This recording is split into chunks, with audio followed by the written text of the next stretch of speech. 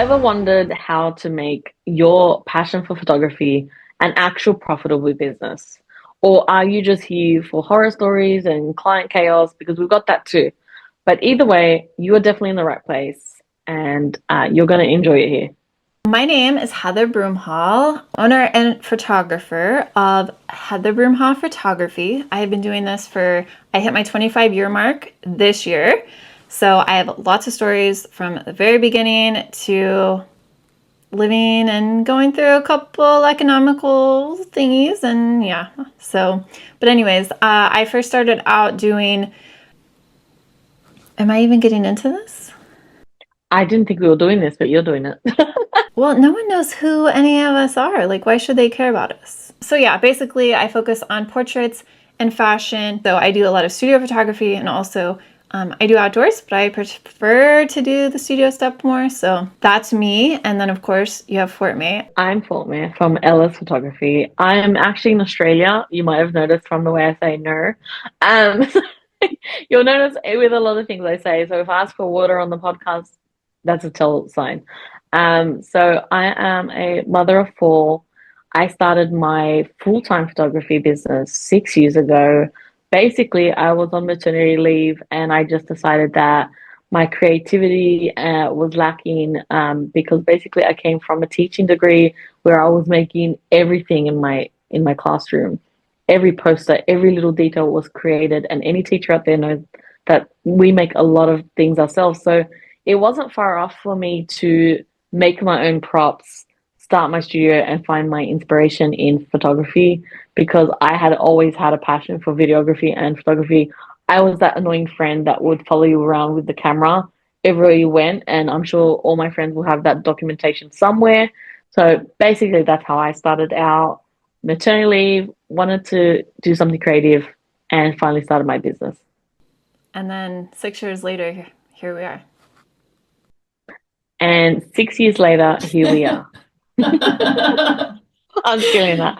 Let's dive right in to our first ever topic for our first ever podcast video cast. And here we are. Okay, so you are thinking about picking up a camera and jumping into the photography world. So I want to talk about what is worth doing and worth avoiding when you're just starting out. So that's the question for today. And Fort May, you start. Oh, I will start. Definitely. There is so many things you shouldn't do. One, I think the first thing we can start off with, don't buy it all. Don't get it all. You don't need everything. Okay, you will drown in the amount of photography props, the amount of photography gear. There is so much you can buy, but you will literally drown. You can't see what's around me right now, but there are things I never use that I refuse to get rid of because that's a part of the addiction. It When will you never buy it, end. you will never get rid of it. When It you never buy it, ends. you have this guilt and you will never get rid of it. So my first advice is to buy slowly. Don't just buy all the things. And I forgot to mention, I am a newborn photographer slash family photographer. So there's a big temptation because there's all the little outfits, all the little props. They're so cute. Don't get it all. The first thing I bought, and I feel honestly to this day, I feel like I got scammed. Don't get tricked by other photographers selling you their their props. Okay. Don't think that just because a photographer is a reputable photographer, they're not selling you crap. So I'm not going to tell you, but I definitely the Not naming names. no name names. First time around, I got scammed 100%. This person sold me all this stuff, and I was in love bubble, like love goggles were on, and I thought all this stuff was so adorable, so cute. I needed all. I did not need any of it. And the more I went to use those items, look, you have to work with your budget, and I understand buying used stuff from other photographers, but just buy small amounts that you're actually paying attention to. Don't get tricked by the I'm selling this full set for $2,000 because I Yes. definitely I saw that full set and I'm like I need all these things. A lot of the things were bad. A lot of the fluffs were horrible. They looked horrible in camera. You also need to remember these established photographers are selling you the mistakes they bought. These were the mistakes they made.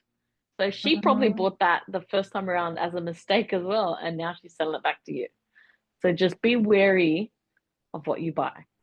Heather, what do you think?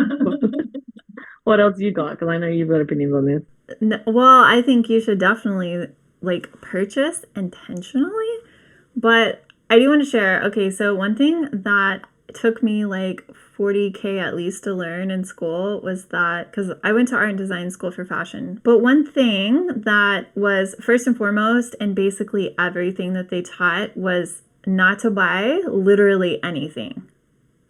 Literally, like if you wanted to be, because they had a photography college, London College of Communication, and literally they're like, just start. Don't even buy a camera. Use a pinhole camera. Seriously, like they're like, this is also a little bit before smartphones. Aging a little bit, but don't purchase anything. If you want to start, use a pinhole camera. Like use what you have and the materials you have available. Don't go out and buy. And the reason that took me 40K to learn this is by doing that, it doesn't just fuel your creativity, but it also teaches you if you can shoot with the crappiest camera, you can shoot with the most expensive camera. So that's what this was all about. Yes, absolutely. And if so you it's know like, lighting, you know lighting with anything. If you know lighting with anything, which is a whole nother topic. I learned lighting personally from actually life drawing classes and also practicing. But my biggest, and I tell people all the time, like you can sign up for life drawing classes. You don't even have to know how to do it. Just go in and do scribbles, but you learn light. And that for me was what took my photography to the next level. That is for another episode. But anyways, back to gear talk. I think the next thing I would say is don't do all of the workshops. The workshops. Oh my gosh. You got to be careful with the workshops. Look, don't get me wrong, there are some amazing, amazing, talented photographers out there doing workshops, but you need to learn to differentiate. And for one, if someone is not teaching lighting, red flag. Don't do a course that lighting is not clearly spoken about in more than one places. I do not expect lighting to be one of the 50 items. I expect it to be the main half of that workshop should be lighting. Unless you want to learn posing. I will say there is a caveat to that. Like you just said, if you're going to a workshop just to learn posing, that's fine. But I do think as well, if you're going to a workshop to learn creative, not necessarily lighting aspect of being creative, because I've seen those workshops too. Creative lighting workshop, I think they call it. But if you're going to a workshop to learn how to be creative, that I think is okay. Next, I would say, first of all, I'm a big proponent of not buying all the gear, first of all. But my next thing is I wouldn't go and buy the most expensive gear. And that is how, in my opinion, that is how you are going to waste the most money. If you just get something cheap and you master that, you can learn the limitations of what that camera yields. And based on that, you're going to be able to go ahead and say, okay, my next camera has to have super fast autofocus. That is a deal breaker. I'm not doing it without super fast autofocus. And then you're going to go for a camera that excels in that. Not Nikon. So, anyways. Not don't buy a potato. So once you've gone through that and you've learned what's most important to you in the way that you're developing as a photographer, then that's going to say, okay, now it's time to go spend a little bit more. But you just reminded me of another point with the workshop. Do a workshop that just focuses on your camera. There are specific workshops, and that was one of the first workshops I did, and it was very beneficial. I had no idea the details that are on your camera. I did not understand the exposure triangle, even just those simple things to start off with, because if you don't do those first, the camera workshops, which are just the basics of exposure and all those kind of things, if you don't do them first and then you pay for these really expensive bougie, teachers out there that cost over $1,600. So you got to keep that in mind. if you don't do that basic workshop to learn your camera, you're going in and really everyone's laughing at you. No one's respecting you because you're sitting there playing with your camera, like, oh, how do I turn this setting on? How do I find? She's telling you, okay, put your f-stop to this, and you're just like lost. You don't understand even the terminology. You know, it's not that easy to master to just go out and do those really big workshops with those really impressive photographers if you haven't done a workshop for your camera. So if you could take any advice, I recommend doing a camera workshop first. Definitely camera workshop, someone who can show you how to use your specific camera, as well as, and I know this is going to ruffle some feathers, but I truly believe this, the thing that's going to help you the most as a photographer is learning manual mode. End of story. If you can just, I know it's a scary thought, but if you can learn manual mode, you can. We still see people out there with like 5 years experience using auto functions on the camera, which I can't. Auto ISO. I just yeah. don't do it. Don't. Okay, here's the thing about auto ISO or ISO in general. You are paying, typically speaking, for an expensive camera with all these amazing capabilities, 20-bit color, whatever camera you have, okay? Every time you up that ISO, you lose color. Like the bit rate drops and you lose color. And it's just, why are you paying all this money for great gear, great camera, just to lose the quality? It's really not hard. I think there should be way more beginner manual mode workshops, and I don't think people should be scared of it.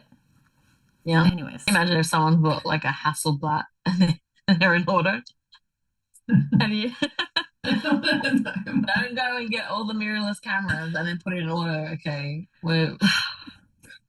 I'm just, yeah, I'm with Heather on that. Just make sure. And yeah, I think let's see, we've covered the don't overdo the props, don't overdo the workshops.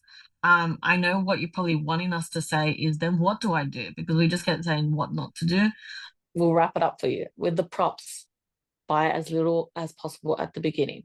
For example, if you're a portrait photographer, get a nice stool. A nice stool will go wonders. Make sure your lighting's, for equipment, make sure you've got good lighting to start with, and just to get a simple white backdrop and a nice black stool, and maybe some, what's those boxes called? Those little apple boxes. What are they called? Apple boxes, yeah. Apple boxes. That's it. That's a portrait photographer down. You can do so much with that. You can be even creative with that if you're practicing with your camera. And the next thing, so if you're a family newborn photographer, it's again, simple things. Get a nice chair for them to sit on, or a bench, right? The bench that can sit 4 people on, that's enough. And have one nice neutral backdrop. That is as simple as it needs to be. Get a few newborn outfits if you're doing newborn. One in, a beige one. Just get a beige and a white to start with. You don't have to have all the colors. Don't listen to people that tell you to buy. This is something I keep hearing from people. The photographer in my workshop told me, buy all the colors, buy all the colors. No, don't buy all the colors. I have all the colors. I just want neutrals now. And you know what? Everyone that comes in the studio just wants neutrals. All the mums. I will send them, I will tell them, go to my profile and pick out everything you want to do your photo shoots with.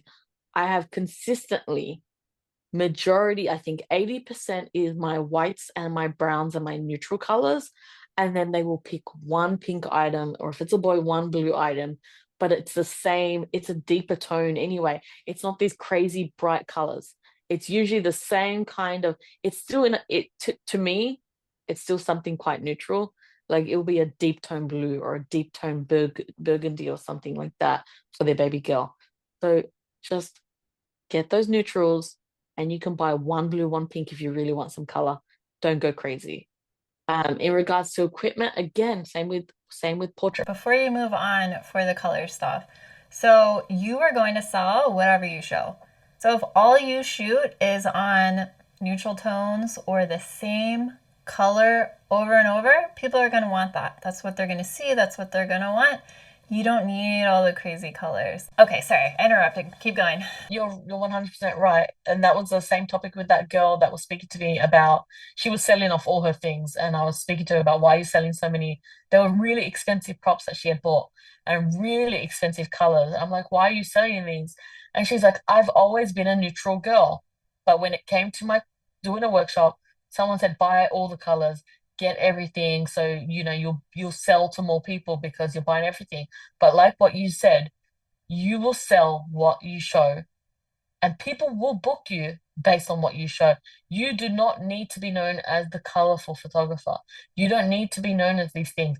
If people know you as the boohoo photographer, that's who you are. They'll book you for your boohoo. Boho. Okay, okay. If you're the boho photographer, wear it with pride. You are the boho photographer. They will book you for being the boho photographer. If you are the colorful photographer, that's what you're known for. If you're the, neutral, everything, whatever, that's what, like, I have photographer friends that make so much money just off white. Everything in their studio is white. It's amazing. I personally love it because you're not paying attention to color. You're looking at the detail of the subjects. You're looking at their lighting. You're looking at what you can do with the simplest backdrop, with the simplest details. So don't get all the colors if you don't want them. If you want them, power to you. But start slow. One or two outfits, a nice chair, your lighting sorted. And I think this can honestly go across all types of photography. Simple items. You just need a good backdrop, a good light, and usually a stand or a chair or one of these nice boxes I've got over here. I love my big box for Your people to sit on. apple boxes. This is the big one. This is the big one, but I mean, there's a reason they're like timeless. Like, I know some people say that they get tired of apple boxes, they're tired of seeing them. Like, some photographers say that. But at the end of the day, they're so versatile. Like, you'll use them for anything and everything. And they always work as a chair. End of story. So, I don't know. Just do what you like and what works, but don't go crazy. It just builds up, it adds up. And it's not just props, it's tech as well. Luckily, I never went crazy on gear, thankfully. And I did buy intentionally. So the stuff that I bought, I still have. And it's still going strong for years and years. so just to summarize, don't buy all the props, don't buy all the things. Don't get all the equipment. Focus on your lighting, something for your clients to sit on, a bench chair or a apple box or whatever. And your lighting is important. In regards to workshops, don't do too many workshops. Start really simple. You don't have to do the most expensive workshop. Start with a camera course, learn your camera, and then join the Facebook groups. There are Facebook groups dedicated to telling you which workshop to go to. Trust them. Go do as much reading as possible. I never did that, and I went to a very established workshop, and we'll talk about that another time. That's a full story time. And I was completely ripped off. It was a horrible workshop. Just go on the Facebook groups before you pay for the next expensive workshop. Okay. And yeah, I think that's it. So let's just wrap this up with a question for you guys. What was the first thing that you bought that you regret buying? And that could be from another photographer or something you were sold the gimmick online or a trendy item. Oh my God, the trendy items. What did you get tricked into buying? Okay. So let That's a us good know, question. leave a comment, and we will read about it. Maybe we'll talk about it next week. I love reading all these stories. Yes, and we also want your feedback. This is our first pilot episode. So, as we get into the groove of things and make a better format and start flowing better together, we're fairly new together, so to speak. Tell us, what do you want to hear in future episodes? We're here to help you learn, grow. Do you want Hopefully Heather to laugh take at the some hat point. off? Do you want her to keep Yes. the hat? Is this hat working for me or not? I did the pet peeve of every photographer. Don't have elastic bands on in your videos and in photos. If I had $1 for every time I told someone to take no, not edited, I catch it. So I tell them, I'm Your like, luck, you're better than me. I catch it. So I'm like, yeah, if you want to remove that and your Apple Watch, that would be great. Oh my God, the Apple Watch. Oh my God, the Apple Watch. We will be publishing this podcast every Friday. So make sure you subscribe, follow, share this podcast. The more people that are on board, the bigger and better this community is going to be. We want to keep it positive. This is about positivity and trying to build people up and not tearing them down.